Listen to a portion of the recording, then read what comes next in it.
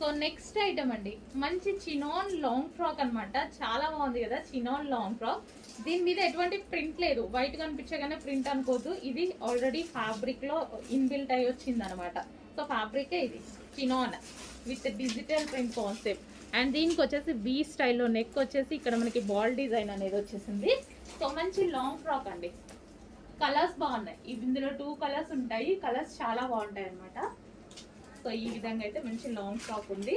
Chinon material, heavy chinon material. And ఇంకో colour కూడా ఉంది, చూద్దాము. సో 2 కలర్స్ కూడా బాగున్నాయండి. సో ఇది ఇంకా హైలైట్, మంచి మెహందీ గ్రీనా. సో చాలా సూపర్గా ఉందన్నమాట. 2 కలర్స్ కూడా చాలా బాగున్నాయి. 2 కూడా మనకి ఫేమస్ కలర్స్.